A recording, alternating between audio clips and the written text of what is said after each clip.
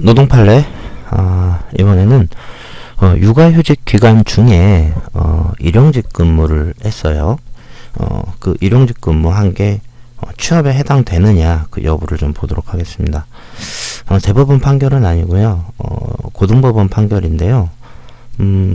모르시는 분들이 좀 많을 것 같기도 하고 좀 뭐랄까 이야기거리가 좀 돼서 될 수 있을 것 같아서 좀 소개를 드리겠습니다.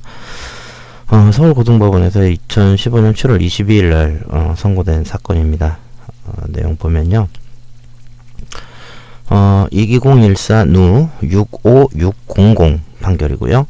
내용은 육아휴직급여 반환 명령 그리고 추가 징수 결정의 처분 취소 소송입니다. 원고는 그 처분을 취소받은 그 처분을 받은 육아휴직급여를 반환 명령하고 추가 징수 결정을 받은 근로자고요. 그다음에 피고는 서울지방고용노동청 서울 남부지청장 이제 여기서 명령을 때렸나 보죠. 그리고 이제 원심 판결은 서울행정법원 2014년 8월 13일에 선고된 2013 구합 3028 판결입니다. 아마 이게 그 노동위원회를 거쳐서 아마 갔기 때문에 행정법원에서 이제 1심 판결을 했을 것 같아요. 자, 선고일은 2015년 7월 22일이고요. 자, 사건 내용은요. 자, 원고는 육아휴직을 했어요. 육아휴직 기간 중에 육아휴직 급여가 나오죠.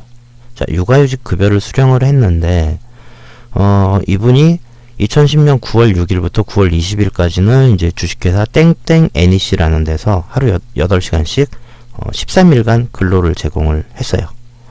그리고 그 다음 달 2010년 10월 25일부터 12월 18일까지는 주식회사 땡땡테크라는 데서 하루 8시간씩 36일 동안 근로를 제공을 했어요. 그랬다가 이제 그 노동청에서 알았겠죠. 그러니까 이 피고 이 고용노동청에서는 이 원고에게 육아휴직 기간 중에 49일 취업을 하지 않았냐, 그 취업한 49일분에 해당하는 육아휴직 급여액 579만원 그리고 추가 징수액 80만 5,350원을 추가로 징수를 했어요. 이게 이제 벌금 성격 비슷한 거죠. 그래서 이제 그 소송이 제기가 된 거죠. 물론 아마 노동위원회를 거쳐서 갔겠죠. 근데 1심 법원에선 원고가 패소 판결을 받았어요. 그러니까 고용노동청에서 그렇게 부과한 게 뭐 맞다라고 판단을 했다는 거죠. 결과적으로 고등법원의 판단도 1심과 다르지 않습니다. 자, 내용을 좀 보면요. 자, 관련 법령 보면 자, 고용보험법 제72조 제1항에 보면 이렇게 돼 있어요.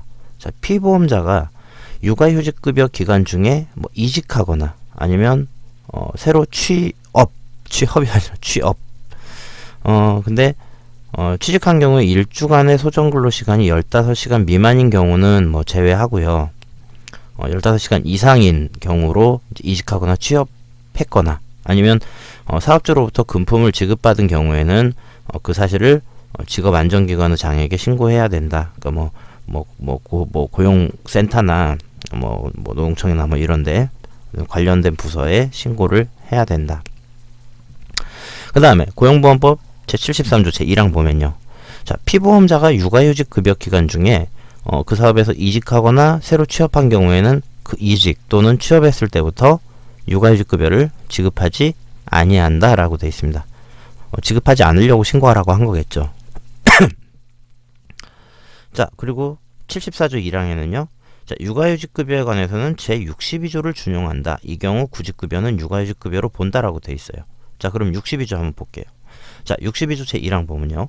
자, 직업안전기관의 장은 거짓이나 그 밖의 부정한 방법으로 구직급여를 지급받은 자에게 지급받은 전체 구직급여의 전부 또는 일부의 반환을 명할 수 있고, 그러니까 요때 이제 준용하는 거니까 육아휴직급여를 지급받은 사람한테 그걸 뭐 거짓이나 부정한 방법으로 육아휴직급여를 받았다고 하면 그 육아휴직급여의 전부나 일부의 반환을 명할 수 있고, 그거에 추가해서 고용노동부령으로 정하는 기준에 따라서, 그러니까 시행규칙이죠.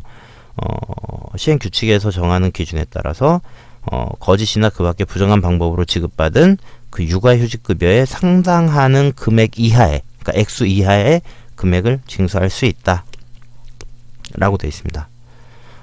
이 조항에 이제 걸린 거죠.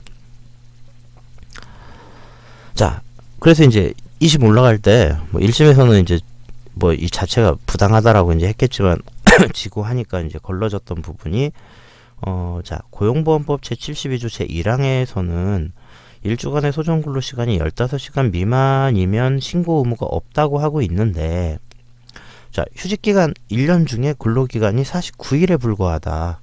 그러면 일주 소정근로시간은 15시간 미만이다. 대충 한 7점 몇 시간 나오던데, 이 방식대로 계산하니까.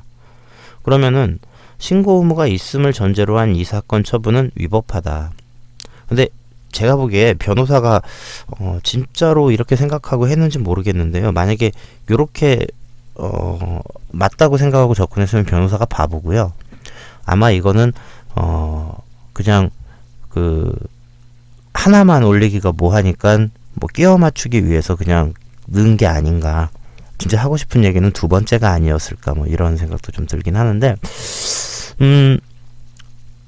이 부분은 좀 이제 법적으로 좀 따져봐야겠죠.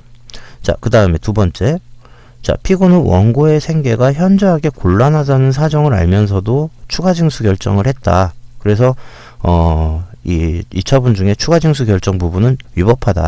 그러니까 두 번째는, 아니 그러면은 추가 징수 한 거라도 좀 감해달라. 이제 읍소하는 그런 내용이죠. 근데 개인적으로는 그래요. 그러니까 아니 얼마나 먹고 살기 힘들면 육아휴직 하면서 일용직으로 근무를 하려고 했겠어요. 근데 이제 그 부분에 대해서 고용노동부가 이제 징수를 때린 거죠. 그러니까 좀 안타까운 사건인데, 자, 판결은 이래요. 자, 원고의 첫 번째 주장. 신고 의무가 없는데 그 신고 의무를 전제로 해서 징수한 건 부당한 거 아니냐?